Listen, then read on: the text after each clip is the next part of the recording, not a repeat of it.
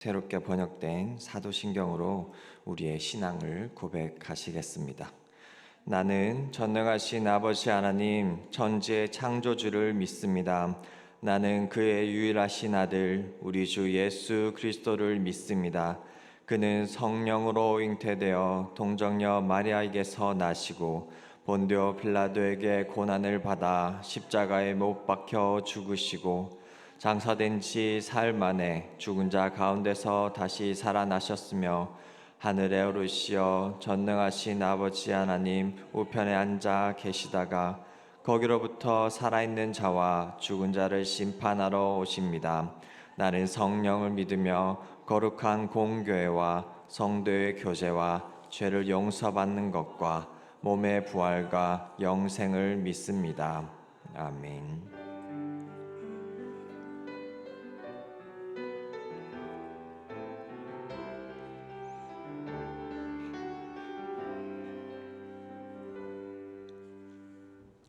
찬송가 300장을 다 함께 찬양하시겠습니다. 찬송가 300장입니다. 찬송 후 김계숙 권사님께서 기도해 주시겠습니다.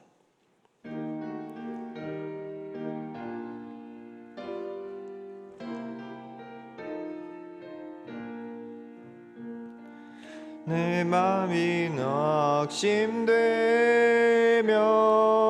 근심에 눌릴 때 주께서 내게 오사 위로해 주시네. 가는 길 캄캄하고 괴로움 많으나 주께서 함께하며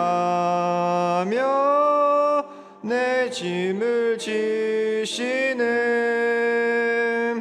그네가 내게 족하네. 그네가 족하네. 갱갱 세상 지날 때 그네가 족하네. 희망이 사라지고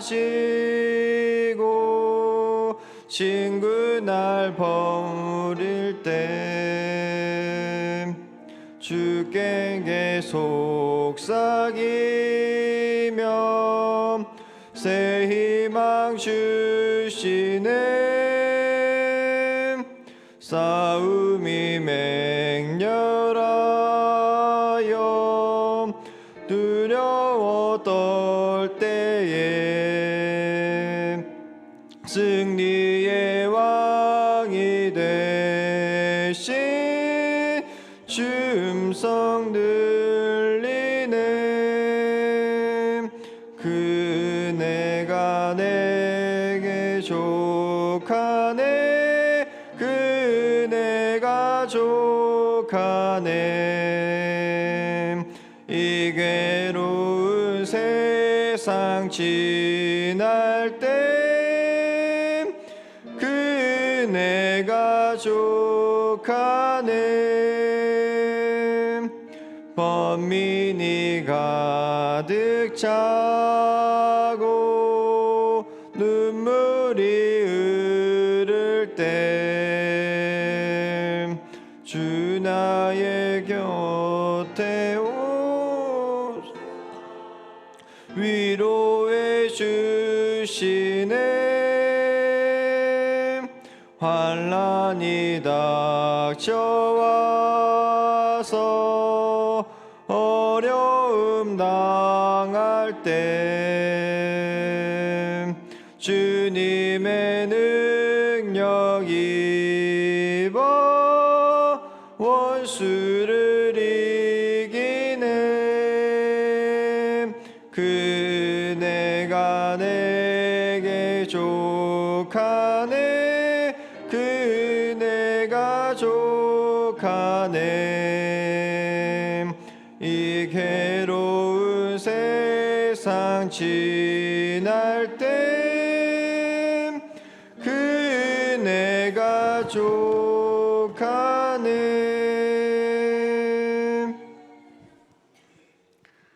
사랑과 은혜가 충만하신 하나님 아버지 감사합니다. 오늘도 좋은 일기를 주시고 이 시간 주님 전에 나와 하나님을 만나게 하여 주시니 감사합니다. 주일 후 3일 동안도 주님 품에 품어주시고 3일 예배로 주님 앞에 나왔습니다. 3일 동안 세상에 살면서 주님의 뜻대로 살지 못하고 주님 앞에 순종하지 못하는 삶을 살 때도 있었음을 고백합니다. 이 시간 우리의 죄와 허물을 용서하여 주시옵소서. 하나님 아버지, 우리 광릉내교회를 이 지역에 복음의 씨앗이 되게 하시며 믿지 않는 주님의 자녀들이 주님 품으로 돌아오게 하여 주시니 감사합니다. 하나님 아버지, 이제 교육부서들이 여름 행사를 준비하고 있습니다.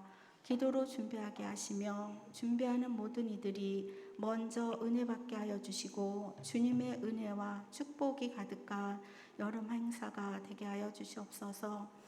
하나님 아버지, 이 시간 주님의 귀한 말씀을 듣습니다. 말씀을 전하시는 목사님, 성령님 함께하여 주셔서 영육간의 강건함으로 함께하여 주시고 말씀을 듣는 저희들 듣는 귀가 열리게 하여 주님의 말씀대로 사는 순종하는 삶이 되게 하여 주시옵소서. 마치는 시간까지 주님께서 함께하여 주시길 바라며 예수님의 이름으로 감사하며 기도드리옵나이다. 아멘.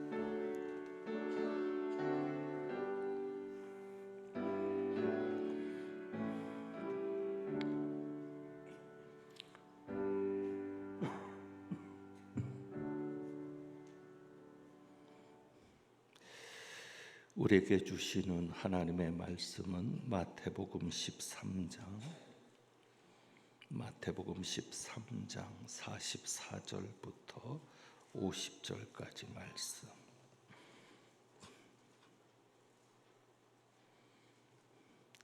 (13장) 44절부터 50절입니다. 지난주에 보았던 성경 본문인데 같이 교독합니다. 44절을 제가 먼저 봉독합니다. 천국은 마치 밭에 감추인 보화와 같으니 사람이 이를 발견한 후 숨겨두고 기뻐하며 돌아가서 자기의 소유를 다 팔아 그 밭을 사느니라.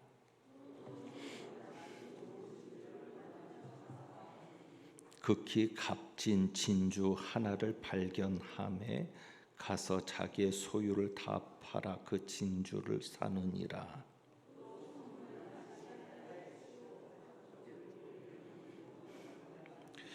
그물에 가득함에 물가로 끌어내고 앉아서 좋은 것은 그릇에 담고 못된 것은 내버리느니라.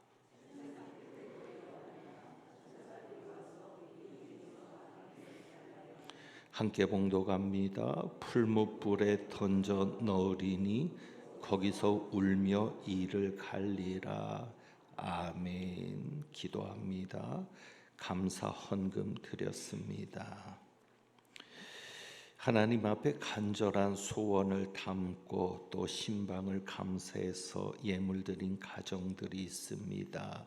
기억하여 주옵시고 복이 있게 하옵시고 자녀 손들의 삶을 책임져 주시며 무엇보다도 하나님 앞에 믿음 중심, 말씀 중심, 하나님을 향한 사랑 중심으로 견디어 나갈 수 있도록 은혜 베풀어 주옵소서. 이제 말씀 듣습니다. 하나님 나라 천국 비유를 통하여 깨닫게 하시고 천국 백성 되게 하옵소서. 우리 주님 예수 그리스도의 이름으로 기도합니다. 아멘. 지난주에 이어서 천국 비유를 또 함께 생각을 하게 되는데 7가지의 천국 비유가 나와 있습니다. 먼저 그 비유들을 하나하나 간단하게 정리를 하고 중심을 봅니다. 첫 번째 비유는 씨 뿌리는 비유입니다. 3절부터 보시면 마태복음 13장 3절부터 씨 뿌리는 비유가 9절까지 나오고 있습니다. 그래서 예수께서 비유로 여러 가지를 그들에게 말씀하여 이르시되 씨를 뿌리는 자가 뿌리러 나가서, 그래서 씨 뿌리는 자의 비유라고도 할 수 있고 그 모든 과정이 하나님을 드러내고 있음을 보여줍니다. 그래서 씨를 뿌리는 자가 씨를 뿌리고 그것이 어떤 곳에서는 거절을 당하고, 그것이 길가와 같은 곳에서는 거절을 당하고, 또 어떤 곳에서는 불신, 배반, 이런 모습들도 나타나기도 하고, 또 부에 대한 욕심 때문에 열매를 맺지 못하는 결과도 생기고, 또 어떤 곳은, 또 어떤 자들에게는 30배, 60배, 100배 열매를 맺게 되는 이 모든 과정이 하나님의 나라라고 할 수 있겠습니다. 그래서 여기서 씨를 뿌리는 자는 예수 그리스도라고 우리가 볼 수도 있고, 또 하나님의 종들을 말할 수도 있겠는데, 씨는 하나님의 말씀입니다. 그리고 여기서 네 가지 땅이 나오죠. 네 가지 땅이 나오는데 이 네 가지 땅은 그것을 받아들이는, 하나님의 말씀을 받아들이는 사람들의 마음의 상태를 비유한다라고 할 수 있습니다. 여기에서 열매를 맺느냐 못 맺느냐는 씨의 문제가 아닙니다. 씨에는 아무 문제가 없습니다. 하나님의 말씀에는 아무 문제가 없습니다. 하나님의 똑같은 말씀인데 누구는 은혜를 받고 누구는 은혜를 받지 못합니다. 그것은 말씀의 문제가 아니라 사람들의 문제이죠. 그래서 열매를 맺느냐 못 맺느냐는 그 말씀을 받아들이는 사람들의 책임이다. 그래서 그 열매는 마음의 상태에 따라서, 말씀을 받아들이는 자의 마음의 상태에 따라서 결과가 다르게 나타난다는 것입니다. 여러분들이 생각할 때 하나님의 나라가 사람들의 마음 상태에 따라서 다르게 열매로서 나타날 수도 있고 열매를 맺지 못하는 것으로도 나타날 수 있는데, 그것은 하나님의 나라가 능력이 없어서가 아니라 그것을 받아들이는 사람들의 마음이고, 또 하나님의 나라가 말씀이라고 할 때 말씀이 열매를 거두지 못하는 것도 역시 말씀이 능력이 없어서가 아니라 사람들이 원인이 되었다는 것을 정리할 수 있습니다. 그 다음에 두 번째로 나오는 비유가 가라지 비유죠. 가라지 비유입니다. 24절이죠. 24절. 천국은 좋은 씨를 제 밭에 뿌린 사람과 같으니, 그래서 천국은 가라지가 아닙니다. 우리가 가라지 비유라고 하지만 천국은 제 밭에 무엇을 뿌렸습니까? 좋은 씨. 그러니까 좋은 씨를 뿌린 사람과 같은 것이 천국이고, 그러니까 하나님의 나라는 가라지와는 상관이 없는 거예요. 하나님의 나라는 좋은 씨를 제 밭에 뿌린 사람처럼 좋은 것을 심은 것이 하나님의 나라입니다. 이 비유는 어찌 보면 우리 그리스도인들에게 악에 대해서 설명할 수 있는 비유도 됩니다. 왜? 우리가 생각할 때 그렇잖아요. 왜 하나님이 창조하신 세계에 악이 있습니까? 하나님은 창조하신 것을 보고 뭐라 그러세요? 심히 좋았더라. 그러니까 하나님이 창조하신 이 세계는 심히 좋은데, 하나님이 심히 좋게 창조하셨는데 왜 이 세계에 악이 존재합니까? 왜 폭력이 있습니까? 왜 전쟁이 있습니까? 그것은 누구의 문제입니까? 마귀가 그랬다는 것이죠. 그래서 마귀가 무엇을 뿌렸어요? 가라지를 덧뿌리고 간 겁니다. 25절이죠. 사람들이 잘 때 그 원수가 와서 곡식 가운데 가라지를 덧뿌리고 갔더니, 그래서 어찌 보면 이 비유는 악의 문제를 설명하는 거죠. 결국 하나님이 창조하신 이 세상에 누가, 마귀가 가라지를 뿌리는 겁니다. 오늘은 마이크까지도 저를 거부하네요. 요새 저를 거부하는 사람들이 조금씩 많아지는 것 같아서 상처를 받고 있는데 마이크까지도 저를 거부하네요. 이만하면 괜찮은 목사인데 제 착각인지 모르겠지만 이만하면 그래도 괜찮은데 아멘 하시는 분 감사합니다. 제가 용기를 얻습니다. 23년 동안 잡음 한 번 없었잖아요. 스캔들 한 번 없고요. 문제 한 번 없고요.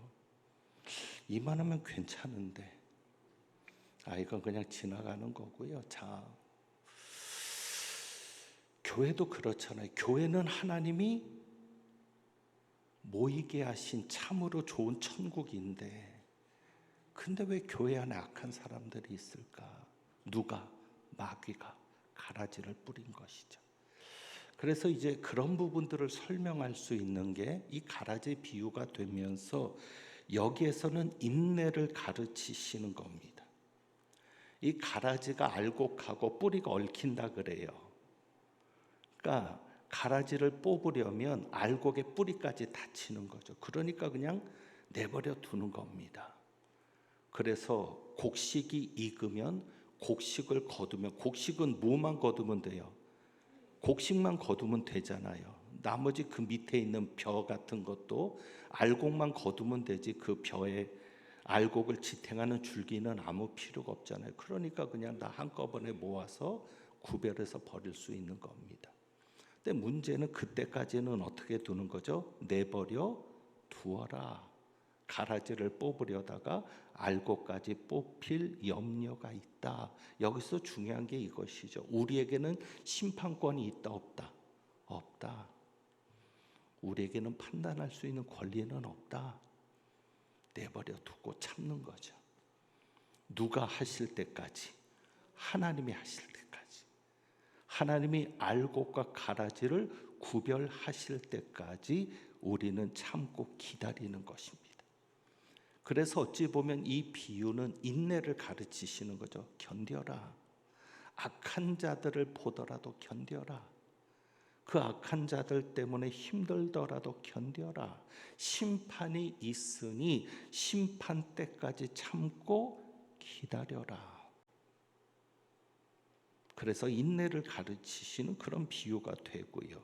다음에 세 번째는 겨자씨 비유가 되죠. 겨자씨 비유입니다. 그래서 이 겨자씨 비유는 31절에 나옵니다. 31절, 32절입니다. 그래서 이것은 하나님의 나라는 천국은 마치 한 사람이 자기 밭에 갖다 심은 겨자씨 한 알 같으니. 그래서 이번에는 천국은 사람이 뭐를 한다라는 게 아니라 천국은 뭐예요? 겨자씨 한 알 같다. 그러니까 겨자씨 한 알이니까 보기에는 별것 아니죠. 그런데 이 천국이 확장되는 것을 말합니다. 천국은 확장된다. 겨자씨 한 알처럼 보잘것없지만, 그래서 32절이죠. 모든 씨보다 작지만 그것이 자라난다. 그래서 천국은 자라나는 겁니다. 확장되는 겁니다. 그래서 어떻게까지? 나무의 새가 깃들일 수 있을 때까지. 나무가 되매 공중의 새들이 와서 그 가지에 깃들이느니라. 이 나무의 새가 깃들인다는 것은 구약 성경에 좀 자주 나오는 표현입니다. 그러니까 유대인들은 이 이야기를 하면 벌써 알아요. 구약 성경을 아는 이들은 예수님이 비유만 하셔도 나무에 새가 와서 가지에 깃들이게 된다라는 이 말씀만 하셔도 이미 구약에서 보던 표현들이기 때문에 알고요. 이것은 번성을 말합니다. 왕국의 번성. 그러니까 하나님의 나라는 처음에는 보잘것없지만 어떻게 된다? 번성한다, 커진다, 확장된다. 그래서 하나님 나라의 번성을 표현하는 것이고요. 성장 과정을 강조합니다. 그래서 여러분들이 낙심할 필요가 없습니다. 내 생각대로 하나님의 나라가 확장되지 않아도, 내 생각대로 어떤 역사가 일어나지 않아도 결국 하나님의 역사는 점점 더 창대해지니까 낙심할 필요가 없는 것이죠.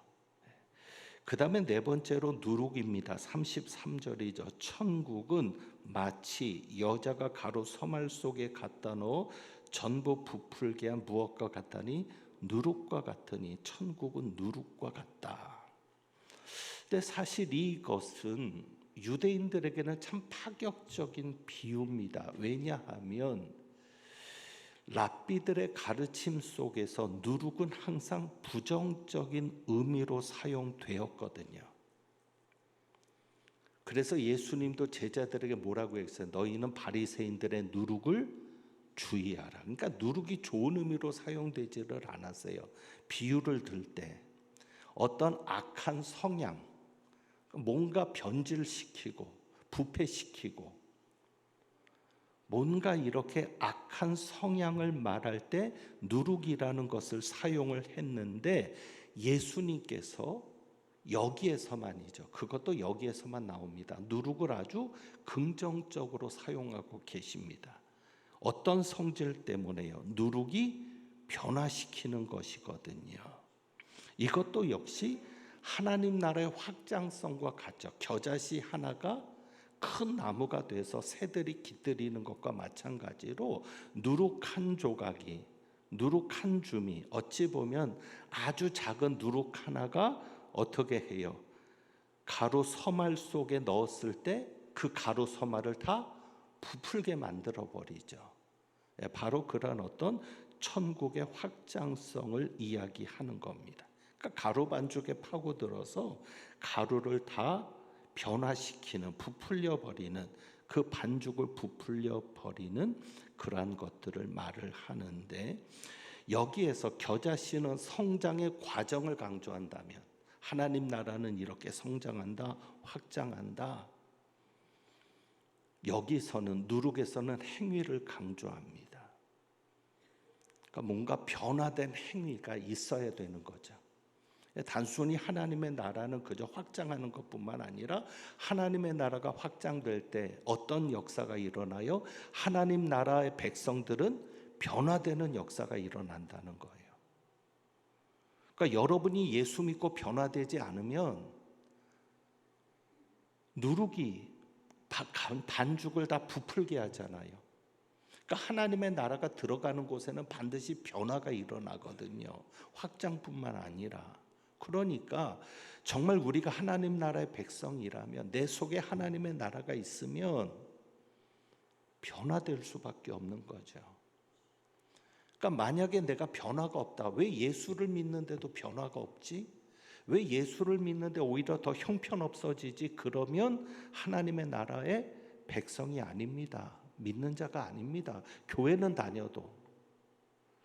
바로 이 누룩 비유는 그런 모습들을, 그러니까 하나님의 나라가 확장될 때 행위가 변화되는 역사가 나타나는 것이죠. 자, 그 다음에 이제 감추인 보화죠. 감추인 보화. 그것이 오늘 우리가 읽은 44절부터 세 가지 비유가 같이 나오고 있는데, 천국은 마치 밭에 감추인 무엇과 같으니 보화와 같으니, 그러니까 천국은 감추인 보화라는 것이죠. 그러니까 천국의 가치가 보화다. 하나님의 나라는 값지다. 보화와 같이 값진 가치가 있다. 그런데 그 보화가 어떻게 돼 있어요? 감추어져 있죠. 감추어져 있습니다. 그래서 천국은 감추어졌는데, 자, 중요한 건 이것이죠. 44절에 보면 천국은 마치 밭에 감춘 보화와 같으니 사람이 이를 발견하고 숨겨두고 기뻐하며 돌아가서 자기의 소유를 다 팔아 그 밭을 사느니라. 그러면 그 밭을 발견한 사람에게 판 주인도 있겠죠. 무슨 얘기인지 아시죠? 산 사람이 있으면 판 사람도 있을 거 아니에요. 그러면 이 밭을 판 사람은 그 천국의 가치를 알았다, 몰랐다? 몰랐다. 여러분에게 천국의 가치가 발견될 수 있는 눈이 뜨여지기를 원합니다. 어쩌면 하나님은 여러분의 가정에 천국 보화를 감춰 놓으셨을 수 있어요. 나는 형편없는 사람이야, 나는 아무것도 아닌 사람이야. 아니에요. 여러분 속에 하나님께서 천국의 보화를 감추어 주셨을 수 있어요. 그것을 발견하는 게 중요하죠. 어쨌거나 이 밭주인은 자기 밭에 보화가 감추어져 있는 것을 몰랐고요. 그리고 그것을 발견한 사람은 자기의 것을 다 버립니다. 그것이 바로 44절인데 자기의 소유를 다 팔아. 그러니까 천국의 가치를 이야기하면서 그 하나님의 나라를 소유하는 것은 무엇이다? 자기의 것을 희생함이 없이는 하나님의 나라를 가질 수 없다. 내 것도 안 잃어버리고 내 것도 손해보지 않고 하나님 나라도 가지는 방법은 없다는 것입니다. 하나님의 나라의 가치를 안다면 내 것을 버리게 되죠. 또 버려야죠. 그런데 중요한 것은 버리는데 억지로 버린다, 기쁘게 버린다. 기쁘게 버린다. 왜? 천국을 봤으니까.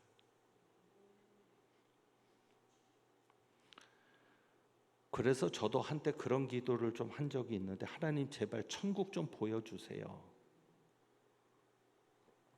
여러분, 천국 보고 온 사람이 물질에 욕심이 있겠어요? 없어요. 웃긴 일이 있었죠. 1992년 다미선교회 이장님 씨. 저는 예수님 안 오실 줄 알았어요. 왜? 그때 제가 결혼했거든요. 예수님 오신다고 생각은 결혼 안 했죠. 4월 4일이 제 결혼식 날인데 또 4월 4일에 제가 안수를 받았습니다. 기가 막히게 결혼기념일과 안수기념일이 똑같은데 제가 그의 결혼을 했거든요. 웃기는 건 이장님 씨가 재산을 가지고 있었어요. 92년 10월 28일 날 예수님 온다고 떠들고 다녔던 사람이 재산을 가지고 있었다고요. 팔지도 않고.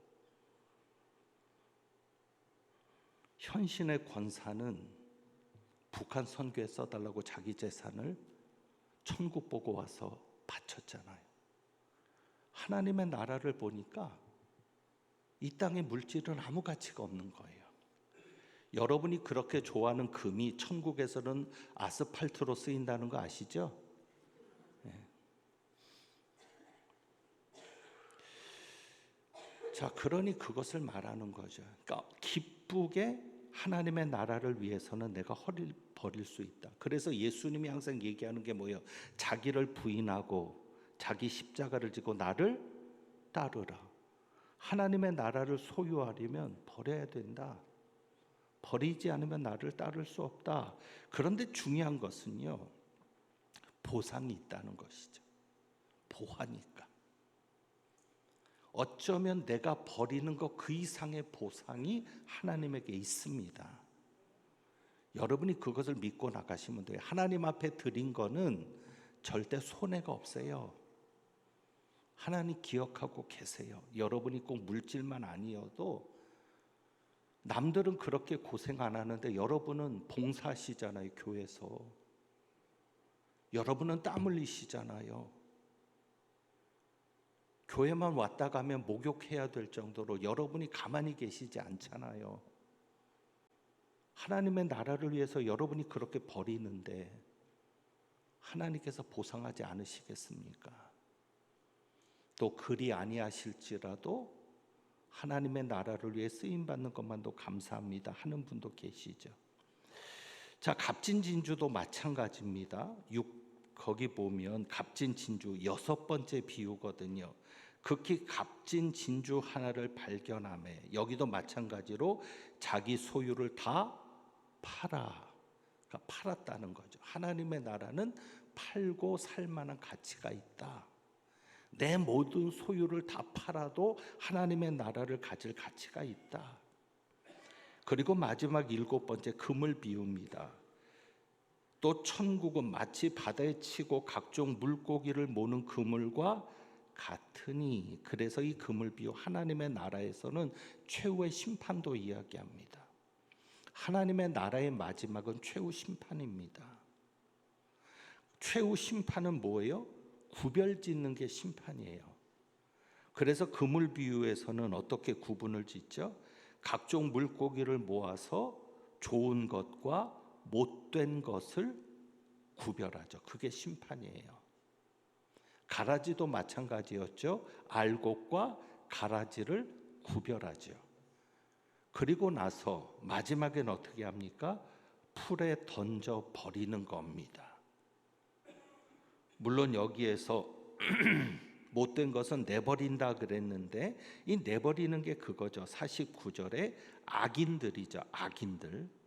의인 중에서 악인을 갈라내어 그 다음에 풀무불에 던져 넣으리니. 그러니까 못된 것을 버린다는 것은 비유로는 그렇게 끝냈지만 최후의 심판 때에 악한 자들은 풀무불에 던져 넣는다고 말씀합니다.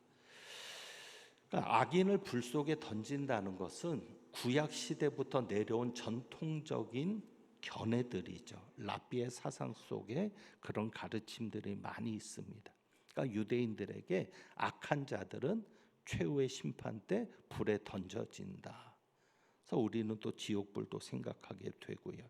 자, 이렇게 7개의 비유가 있는데 이제 이 7가지의 비유를 한꺼번에 정리를 해보면 그렇습니다. 한꺼번에 몰아서 우리가 정리해보면, 자, 처음에 겨자씨에서도 우리가 보았는데 천국은 씨. 그러니까 하나님의 나라는 항상 작게 시작합니다. 그러니까 하나님의 역사는 처음부터 크게 시작되지가 않을 때가 많죠. 왜? 처음부터 화려하고 처음부터 크게 시작하면 누구라도 발견하지 못할 일이 없어요. 그러니까 하나님의 나라는 작게 시작할 수 있다. 그래서 사람들이 관심을 갖지 않게 된다. 그래서 감추인 보화처럼 발견하기가 어려울 수 있다. 하지만 하나님의 나라가 작게 시작했더라도 나중에는 어떻게 됩니까? 나중에는 커지는 것이죠. 그러니까 하나님의 나라를 발견한 사람은 자기 모든 소유를 다 팔아서 그 하나님의 나라를 가지게 되는데, 나중에는 하나님의 나라가 확장되니까, 굉장해지니까 거기에 따른 보상과 거기에 따른 대가가 충분하게 될 수 있다는 것도 우리가 생각할 수 있습니다. 그러니까 하나님의 나라는요, 너무나 작아서 사람들이 보잘것없이 여기는 거죠. 그러니까 하나님의 나라는 사람들이 우습게 생각하는 게, 관심을 안 갖는 거예요. 분명히 여기서 하나님의 역사가 일어나고 있는데도 사람들이 관심이 없죠. 그러나 아까 우리가 얘기했던 것처럼 우리는 어떤 사람이 되면 좋겠다고요? 하나님의 나라를 발견할 수 있는 사람이 되면 좋겠다는 것이죠. 그 하나님의 나라가 겨자씨 하나 같아도 우리가 그 가치를 알아볼 수 있는, 그래서 그 겨자씨 하나라도 심을 수 있는 우리가 되었으면 좋겠고요. 그러니까 이 전체적인 것을 정리해 보면 그런 정리가 되죠. 하나님의 나라는 보잘것없이 보일 수 있다. 작게 시작될 수 있다. 그래서 사람들이 중요한 것을 모르고 소유하지 않는다. 그냥 팔아버린다. 하지만 그 가치를 아는 사람은 어때요? 내 모든 소유를 다 팔아서 살 만한 것이 하나님의 나라다. 그러니까 이 하나님의 나라라는 것이 참 다양하게 이해될 수 있어서 이 시간에 그것까지 이야기하면서 설명하기는 어렵지만, 여러분 각자에게 다가오는 하나님의 나라가 있을 수 있는데, 어쨌거나 내가 하나님의 나라를 위해서라면 버릴 수 있는가? 그 하나님의 나라가 교회일 수도 있고요. 내가 교회를 위해서라면 버릴 수 있는가? 하나님의 나라가 성도일 수 있죠. 내가 저 성도를 위해서라면 내가 버릴 수 있는가? 하나님의 나라가 여러분의 가족일 수 있죠. 가족을 위해서라면 나는 버릴 수 있는가? 그러니까 하나님의 나라가 구체적으로 뭐다 이렇게 예수님께서 찝진 않으세요. 유대인들이 생각하는 하나님의 나라가 있고 이방인들이 생각하는 하나님의 나라가 있고 또 우리가 생각하는 하나님의 나라는 뭐예요? 천국이잖아요. 뭐 그렇게 받아들여도 되고요. 또 하나님의 나라가 교회이기도 하거든요. 그래서 찬송가에 보면 하나님의 나라라는 주제에 묶여 있는 찬송 중에 교회와 관련된 찬송들이 있습니다. 그러니까 이 교회가 하나님의 나라인 거죠. 그러니까 여러분이 교회를 위해서 버릴 수 있는가? 그러니까 그런 것들이죠. 하나님의 나라를 위해서 버릴 수 있느냐? 보잘것없지만 보잘것없으니까 아깝잖아요. 내가 저거를 가지려고 이걸 버려? 그런데 아니라는 거죠. 모든 것을 다 버려도 소유할 만한 가치가 있는 것이 하나님의 나라고, 하나님의 나라를 위해서 내가 버리면 하나님께서는 무엇을 주신다? 충분한 보상을 주신다. 그것이 이 하나님의 나라 천국 비유를 통해서 예수님께서 우리에게 정리해 주고자 싶으신 것이죠. 그러면서도 무서운 것이 하나 있죠. 하나님의 나라를 소유하지 않는 사람은 심판을 받게 된다. 결국 천국 백성이 아닌 사람은 심판을 받게 되고, 하나님의 나라를 소유한 하나님 나라의 백성들은 충분한 보상이 하늘에서 또 이 땅에서도 보상이 주어질 수 있고요. 그렇게 충분한 보상이 주어질 것을 말씀합니다. 자, 그래서 우리가 13장 55절에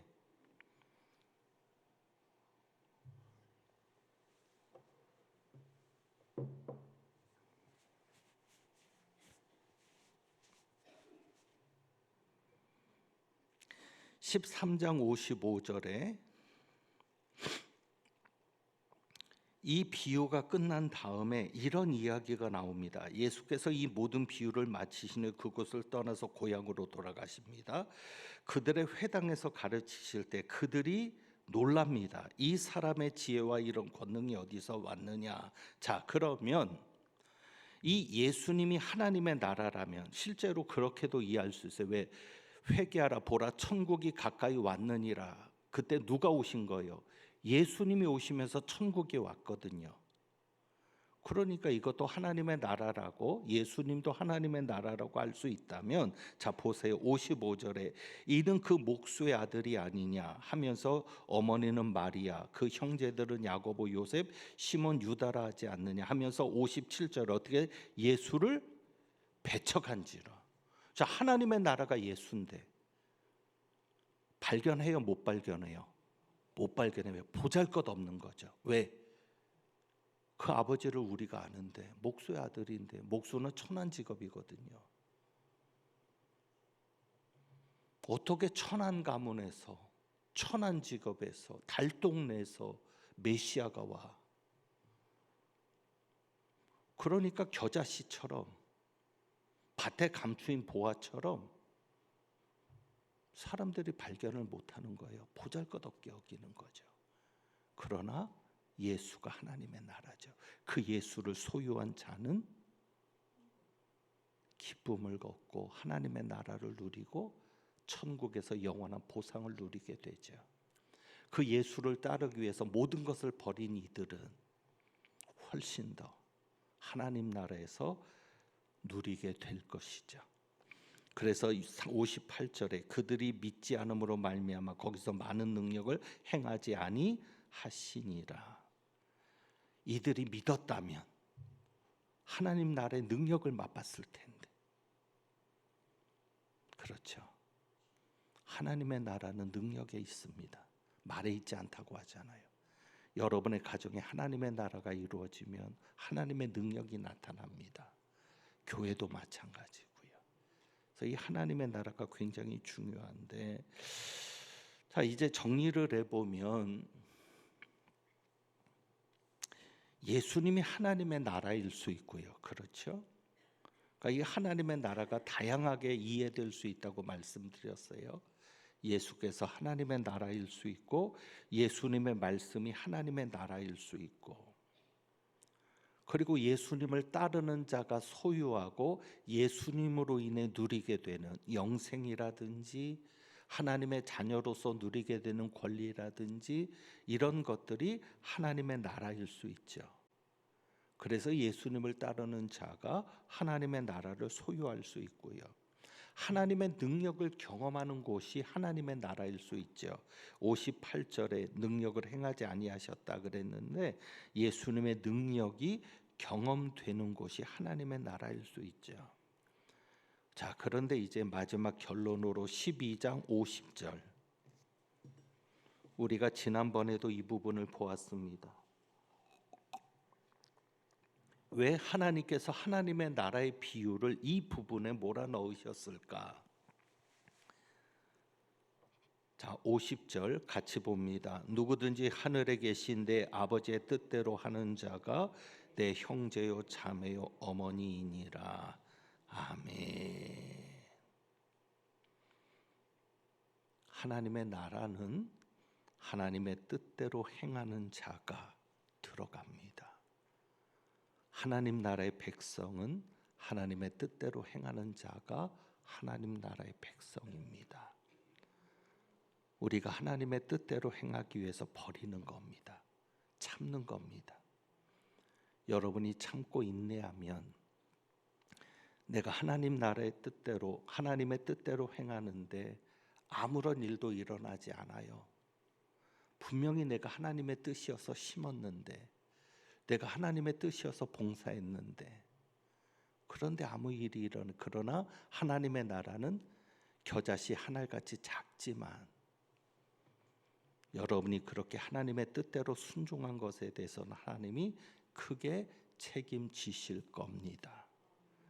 여러분이 그 사실을 믿으시고, 그래서 이 하나님의 나라를 하나하나 구체적으로 우리가 더 풀어갈 수 있지만 그것보다는 전체적인 관점에서 하나님의 나라 백성이 어때야 되겠는가 여러분이 생각하시고, 내가 하나님 나라를 위해 포기할 수 있는가, 버릴 수 있는가, 또 그래야 내가 예수님을 따라가는 제자의 삶이 되는데, 그래야 하나님의 나라가 이루어지는 것인데, 그런 것들, 그리고 그렇게 하나님을 위해서, 하나님의 나라를 위해서 버린 자에게는 하나님이 보상하신다는, 반드시 하나님이 채우신다는 것을 기억하시면서 하나님 나라의 백성으로 살아가는 우리 모두가 되기를 부탁합니다.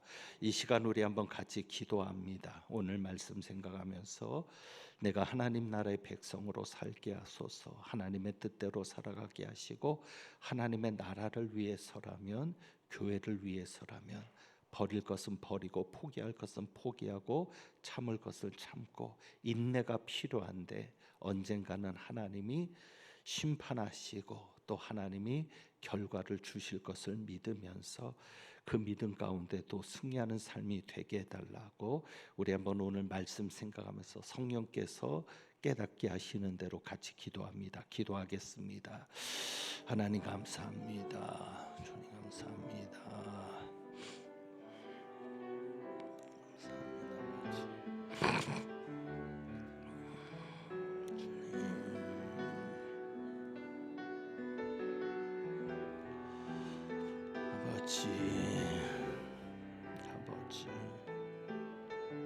아버지,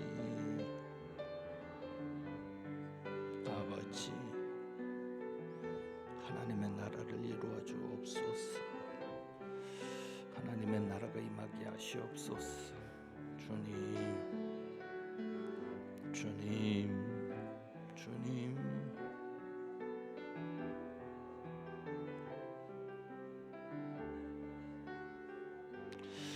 기도합니다. 하나님 아버지, 예수 그리스도를 믿음으로 하나님 나라에 들어가게 하시고 하나님 나라의 백성으로 살게 하시니 감사합니다.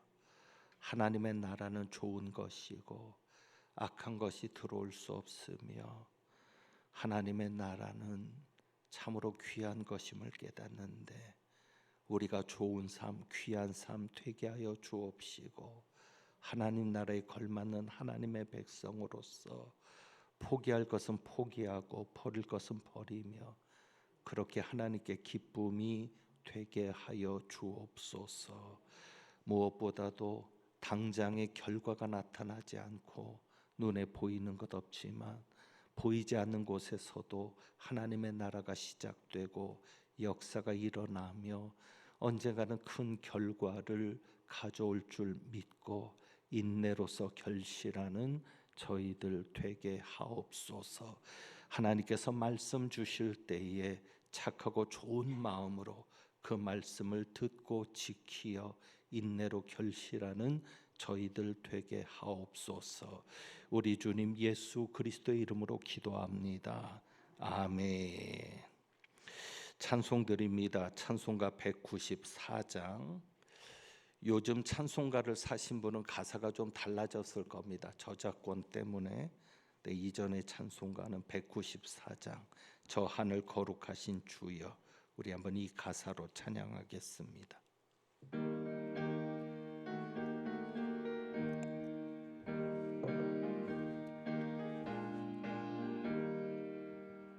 저 하늘 거룩하신 주여 성령의 큰 불을 주소서.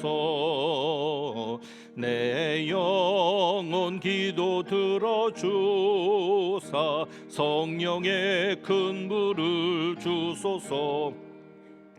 주 약속하신 말씀대로 다 정결케 하여 주소서.